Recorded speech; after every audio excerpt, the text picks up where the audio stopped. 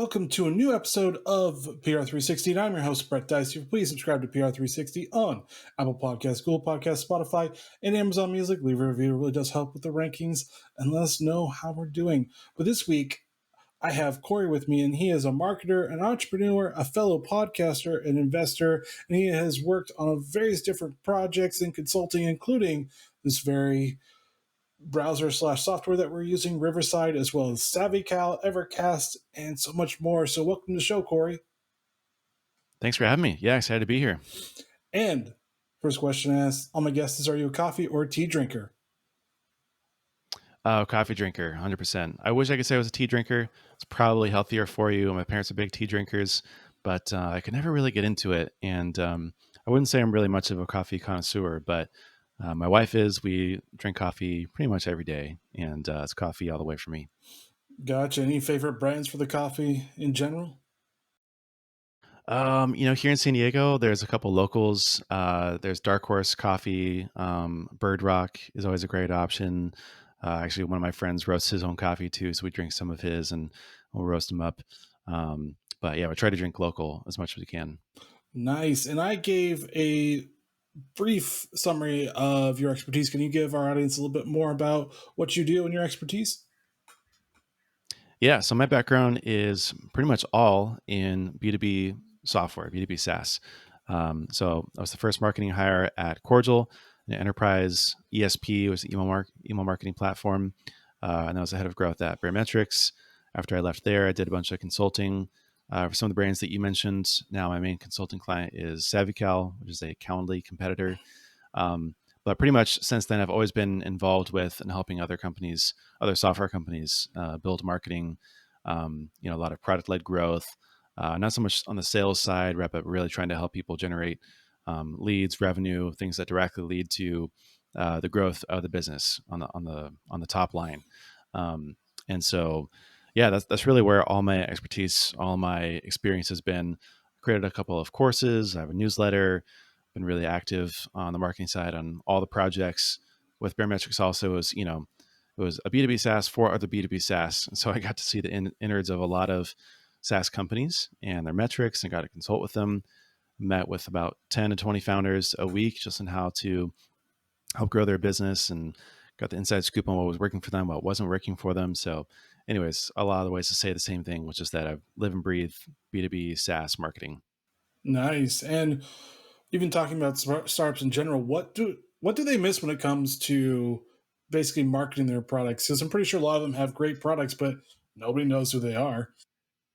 Yeah. Yeah. There's a couple of the same common problems that I see most often. One is that they're completely reliant on sales. So this is kind of like the early 2000 predictable revenue model where basically you get a bunch of SDRs and BDRs and AEs, and you just sort of hit the pavement and the calls and the events, and you really work on like a sales function. And marketing is just there as like the extra person to help generate leads for sales. But sales does most of the generation. So in that case, the problem is usually that marketing is understaffed, under budgeted. There's like really no strategy besides helping sales create sales decks and setting up events and meetings for them. On the opposite end of the spectrum, there are a lot of companies that basically don't do any marketing at all because they expect their product to do all the work for them. And really, what that means is they expect the users of the product to shout from the rooftops and to basically for word of mouth to generate most of the growth in the business. So you see this a lot with side projects and indie hackers and a lot of bootstrap startups where they don't have a big budget, they haven't raised a bunch of VC money to work with, but they also don't do a lot of intentional marketing. Right there in the middle, the third problem that I normally see is that startups are doing some marketing, but they're kind of just throwing spaghetti at the wall and seeing what sticks. They're flailing around, trying a lot of different things. They're experimenting. I think this was the case, sort of like the rise of the growth hacker about 10 years ago or 5 years ago, when it was at its peak, where you're kind of like it's this rapid experimentation and a lot of growth hacking and a lot of conversion rate optimization. But you can only optimize your way so far. And also, a lot of things in marketing take investment rather than just sort of this rapid experimentation. And things don't work right away, right? It's hard for someone to be really profitable really fast. And so to summarize, if I had to, put it in a couple of words, it's either they're too sales reliant, they don't do any marketing at all, they rely on word of mouth, or they're sort of just throwing spaghetti at the wall and seeing what sticks, which ends up being counterproductive, unprofitable, and a lot of the leadership will lose faith in the marketing function. Seems like a lot of even traditional companies have that issue too, where it's either heavy marketing, not enough, or let's just shotgun this and see which one sticks. So, how do you find that Yeah. equilibrium where everything just seems to go around at? Is there any type of equilibrium you can find as a marketer or PR pro? Yeah. I mean, one of the things I've been harping on for a long time is that I really don't need to do that many things in marketing for it to work and for your company to scale. Again, with this whole like experimentation craze that was going on with growth hacking, it was like we need to find 10 different strategies and channels and 10 different projects at any given time. If you really look at the ways that SaaS companies grow and scale, it's usually off the back of like one to two big channels, and then you sort of layer on a couple things like a couple of splashy campaigns or events. You might have a couple of experiments. There's going to be improvements along the way and things that you're going to do regardless, like product marketing announcements, and you might be sort of writing content, engaging a newsletter, doing sort of stuff like this, right? We're going on a podcast, but it's a little bit more on the side. It's not going to be a main kind of growth channel. But really, most companies grow off the back of one to two marketing channels, which is not a lot, right? And even when companies get those one to two working, they're always looking for more. They want to layer on the third, the fourth, and the fifth, and they end up not working because there's diminishing returns at that point. So to answer your question about finding the equilibrium, I think that you really want to find your focus and you want to prioritize. For the companies that are sales focused, you really want to find a couple things that marketing can do independently of the sales team to generate leads and revenue that isn't directly tied back to getting in contact with a salesperson. So it's doing its own work and it's becoming profitable in and of itself. For the companies that aren't doing any marketing at all, you just need to focus on a couple of key things, right? Uh, SEO, just go all in for a year and invest on that. Or maybe it's more building a personal audience and building in public and being active on Twitter and just really focus on that. Don't try to do 10 things at once. Same thing with throwing spaghetti on the wall.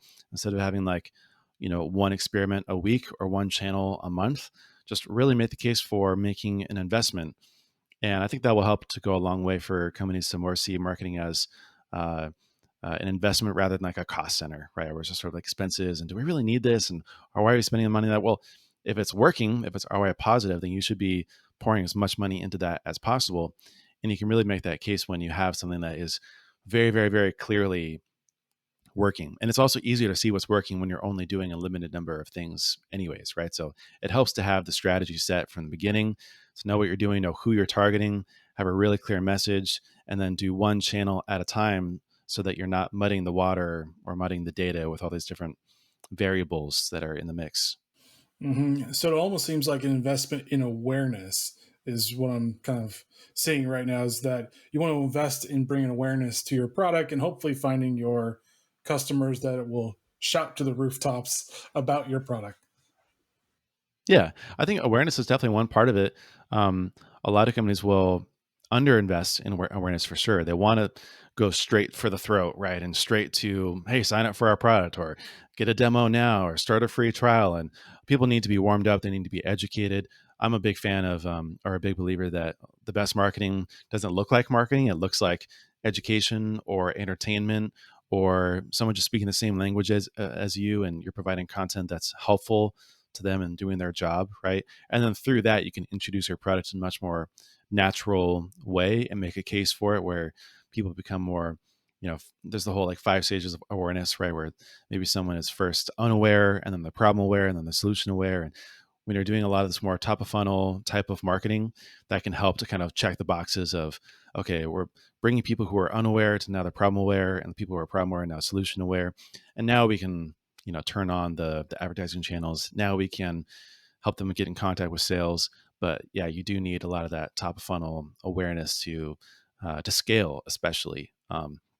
a lot of companies are focused on how do we make more of the how do we convert more of the 1,000 people coming to our site today or this month, when they should be thinking about how do we get tens of thousands of people coming to the site, and um, the rest will figure out itself, right?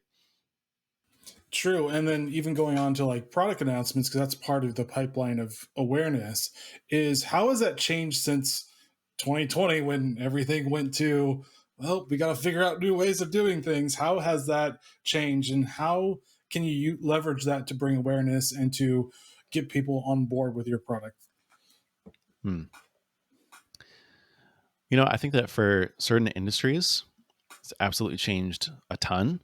I think that when a lot of industries are focused on in-person meetings and going to events and sort of doing like the traveling dog and pony show a little bit. Obviously, that was completely thrown out the door, and you had to reinvent yourself and find completely new ways. But from my perspective, for a lot of the companies that I was talking with and have worked with and consulted with, nothing changed for them because they were already sort of ahead of the game, and their marketing was independent of any in-person meeting. Right. That's why I think channels like SEO, for example, are so powerful because it's the only free recurring source of traffic, and it's one of the only marketing channels that is going to be very intent driven as well. And so that the people that you're attracting are qualified in some manner. Whereas if you're sitting the pavement on sales, or if you're going to events, you might attract the wrong type of person. They might not even be ready. The first company I worked for, Cordial, the sales cycles were like 6 to 12 months long. And most of the time, you can't even start a sales conversation until someone's like 3 months out from their current contract expiring, which those contracts can last 3 to 5 years. So you have to find someone at like the exact right moment. Whereas if you're creating this magnet where you're attracting the right people at the right time with the right intentions, your job and your life gets a lot easier, right? And I think that's what a lot of people are realizing this kind of post-pandemic world is you want your marketing to be anti-fragile, right? You want to have these sustainable, scalable sources of traffic and awareness that aren't just going to vanish the next day, right? And that you can count on for years and years to come to build your business off of. And I just think a lot of people are in like a risk removal mode now, where we're thinking about like, well, we could do this, but this other thing over here looks better because of X, Y, and Z reasons. If there were another pandemic or some other black swan event that would completely take out our marketing.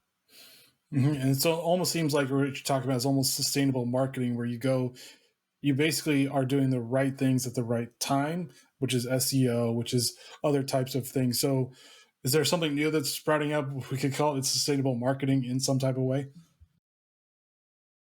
Something new. I think one of the things I've been a big fan of more recently has been more engineering as marketing, um, creating free tools, mini products, mini sites, um, even like completely different products in and of themselves that are completely free.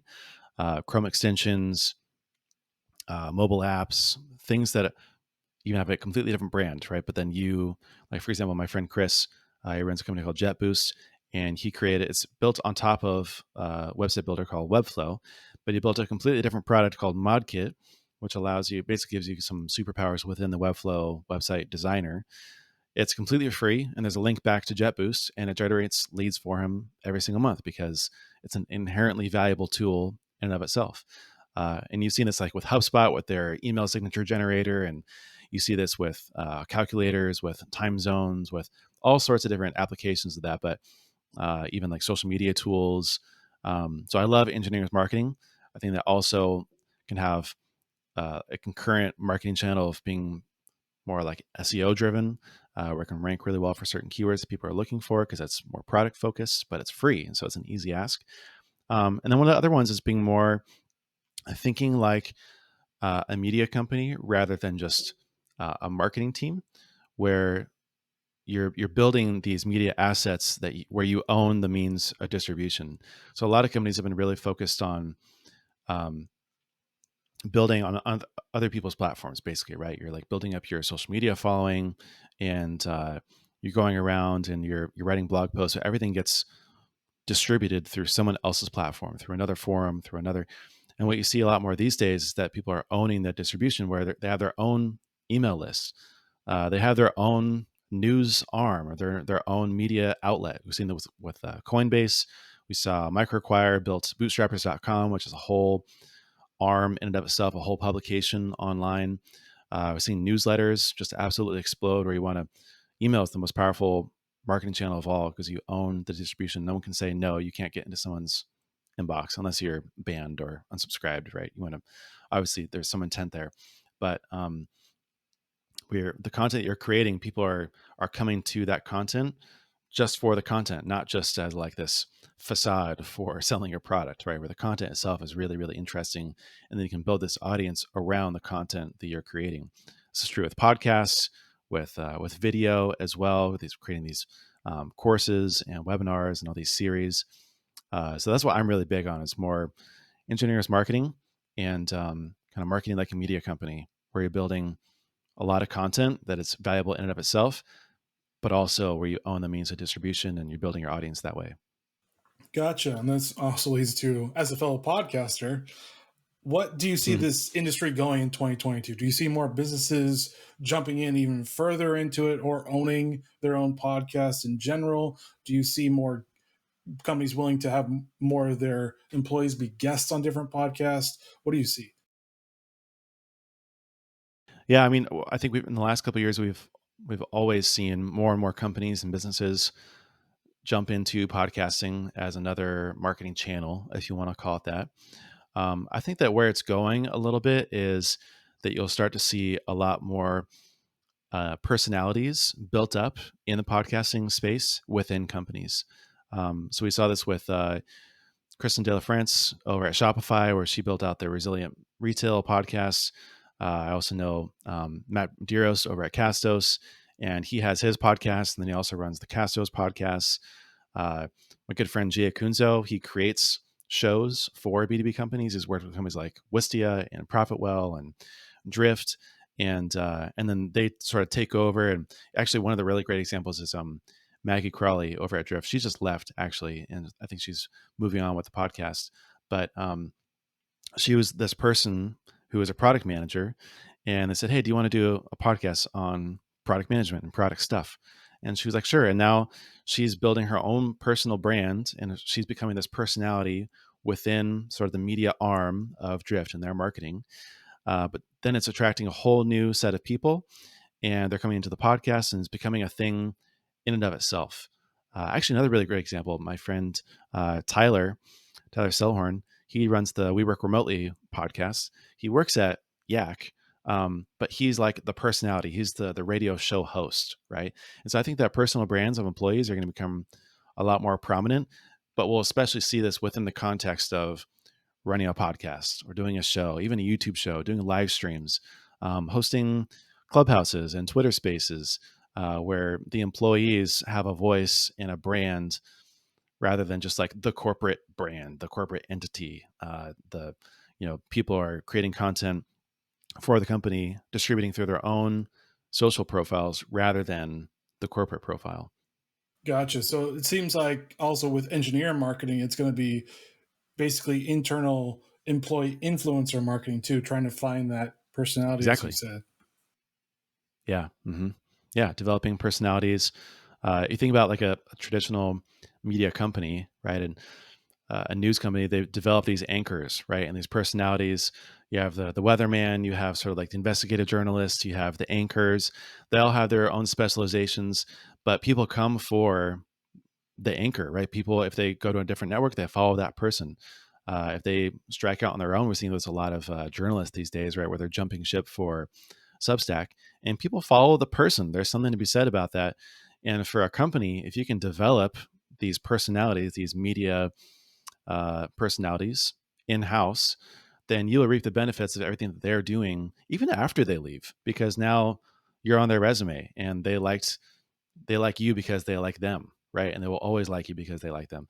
I was a big fan of Drift because of Dave Gerhardt and the Seeking Wisdom podcast. Big fan of Shopify because of Kristen when she was over there. big fan of X, Y, and Z, fill in the blank. There's a whole bunch of examples where it comes back to the person behind the brand and their voice. And even when you talked about a little bit, that jumps into drop in, drop out audio, or Clubhouse, or Twitter Spaces, or Spotify Green Room, or LinkedIn's now supposedly this year going to be doing it. What is your take on all that stuff, and how is this going to differ? Because podcasting is that, and I feel like drop in, drop out audio is akin to live streaming or Twitch or something like that with just audio. I don't really know how to put my finger on it exactly quite yet. I don't think that it's going to be as independent of a sort of like type of media or like a platform than people think. I think we saw this a little bit with how Clubhouse and Twitter Spaces played out. Clubhouse tried to become like another social media platform, and like you go to Clubhouse for this, live kind of spontaneous audio experience, and then Twitter built it as a feature, and then it skyrocketed in engagement because everyone was promoting Clubhouse through Twitter, and so now Twitter is eating their lunch, and it's going to replace that. And so I kind of think of it as like, uh, when Facebook started introducing more video, like you don't go to Facebook for video, but that's just like another thing that you see in your feed. Um, so for Twitter Spaces, for that kind of drop in or drop out audio, I think that that's much more going to be like a feature of a platform rather than a thing in and of itself. We see this with Slack and Discord rolling out the drop in, drop out audio. Um, Twitter Spaces. I think that Facebook is probably working on it. LinkedIn's like, I think that's more the direction we're going to see with it rather than it being its own independent format. Yeah, Discord actually stopped doing it. They actually took it away. I think they're trying to rework it into their, Really? yeah. Oh, Yeah, they're trying to rework it into their system because they did have, it was called Stages, is what they actually called it yeah. themselves. Yeah, Mm-hmm. they took it out the end of, almost towards the end of last year. They were like, well, it's not working, Okay. so we're going to try to reinvent it, I guess. I don't know if they're going to bring it back, but that's what I've seen from my own Discord account. Mm-hmm. Yeah. But then, even speaking of content, is because we're talking about being a media company and everything, is it getting harder for PR pros and marketers to create that content because of podcasting, drop in, drop out audio, video, pictures, writing content, and everything else in between? Do you think it's getting harder and harder for the small teams or the one man teams to actually keep on producing this uphill battle of content? Well, I think that it's getting way, way easier to create the content itself. It's never been easier to, join a Riverside and start producing a podcast, to drop into a Twitter space and start hosting a room. Our cameras are amazing these days, great, great photos. Twitter is really easy to create any sort of thread, blog posts, easy, like the means of production are democratized, very easily accessible, very cheap. But of course, the bar goes up for quality of the content that people expect and what they see. So in that respect, 100%, it's getting a lot harder to produce exceptional, noteworthy content, especially content that I think makes people want more of it, where you create an appetite for that type of content. I think that because it's commoditized and because it's so accessible and just gets a lot really noisy, then people become fatigued and it becomes harder to have an appetite for a certain creator or a certain brand or a certain media publication of I want more of stuff from this, because you just have this constant stream of new stuff in your eyes and your ears and your brains all the time that all sort of just blurs together. My friend Jay Akunzo, the one who's worked with Wistia and Drift and Profitwell, he always has this line. He says, "Today it's not about who shows up; it's about who stays." And I think that's going to be really, really key, especially as we go forward. Is not just about like how do we get that. It's not really about how do we get that first eyeball and how do we create content that gets people's attention. I think that's fairly easy these days. It's more about how do you get people to click on the second one, listen to the second episode, listen to the 10th episode, tune into the 10th live stream, the 10th webinar, the 10th Twitter space, because that's more about reputation. That's about this high bar, this thing that says, of all the content that's in front of me right now, that's being fed like a fire hose through my mouth, I'm going to choose this thing over here instead. when that thing pops up over there. So the bar is much higher.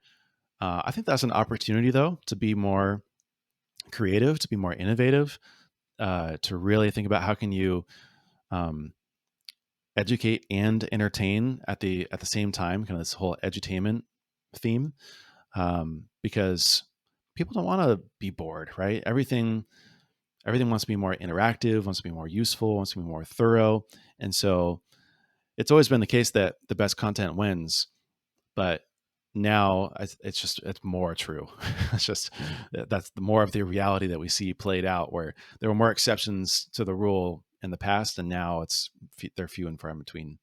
And then with all this for the looking towards the future, with it seems like there's a themes of sustainability, of being more creative, engineer marketing, and employee influencer marketing. How is this all going to coalesce together? Because I feel like there's almost like a little bit of a new strategy emerging with what all you said with being your own media company, making sure your products are good, making sure you're building awareness through SEO and all these types of other tried and true strategies, by the way. Hmm. So how they all play Yeah. together, essentially, like Hmm. how do you manage all these things? Yeah. Um, yeah, it takes a lot of investment. I think it's really more about like the company culture and values and the way that the founders uh, lead by example from the very beginning. It has to be like baked into this is what we do as a company. Again, thinking less about marketing as like a means to an end, but more of an end in it to in and of itself, where we're creating content not just because we want to like grab a couple eyeballs, but because we want to build a brand for having great content and being a destination for people to come to. That'll pay off long term. That'll pay huge dividends, right? Encouraging employees to have a voice, to be active on social media, to kind of take the reins themselves, to develop more shows and different types of content rather than just written text. You have audio and you have video and you have shows and this whole elaborate scheme behind it. That takes a lot of people. It takes a lot of man hours. It takes a lot of investment. But I think most of all, it takes a lot of belief from the get go, from the beginning. A lot of buy in from leadership, especially of this. This is what we believe is going to work long term. We like doing this. We're not going to do it with a kind of begrudging attitude, and we're going to be patient enough to see it through and to make the investments needed for the dividends to eventually pay a little bit later on, even though it's not going to work, quote unquote, next week. And we're not going to see all the attribution. We're not going to be able to tie things directly within the data, but we just know that this thing's going to work. So I don't know if that answers the question, but I think that it just takes a different mindset, a completely different attitude than it did before, where you can sort of just duct tape things together and do it ad hoc and the founders can make it work. It really takes a lot of time, investment, attitude, a lot of strategy from the beginning. So not only a new normal, just personally, but also a new way of marketing. It seems like out of this pandemic. Oh yeah, yeah, absolutely. I mean, again, I think also because everything's online now, it became even more noisy, even more competitive, and so even more the need to differentiate yourself through the quality of content, the type of content that you create, and the way that you loop people into your audience, not just sort of popping up once in a while on someone's feed, but like being the destination that people go to and look to as the source of truth or um, as a thought leader in the space.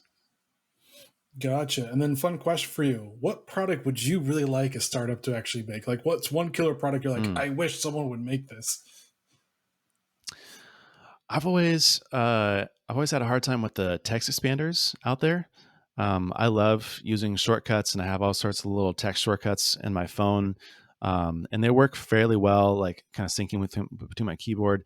But like, I wish there was just a universal text expander that I could use across email, across the website builder, across just in my notes folder, where I have all these sort of shortcuts, templates, copy and pastable scripts, and that I can also share with the team as well. That was one of the other big things. Was like, you know, I'm over here answering a support ticket for something from a lead, and then someone's like, "Oh, I just copy and paste this thing over here." I'm like, "Geez, I wish you would have shared that with me."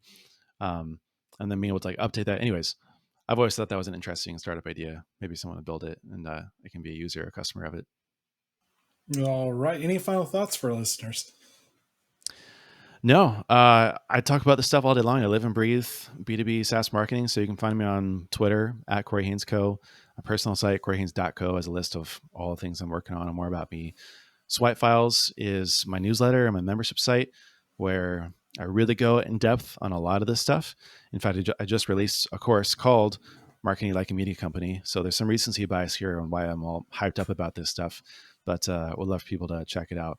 And happy to share more over email, over DMs, over Twitter. Just give me a shout. All right. Thank you, Corey, for joining PR360 and sharing your knowledge about all this stuff. Yeah, absolutely. Thank you for having me. It's my pleasure and happy to contribute.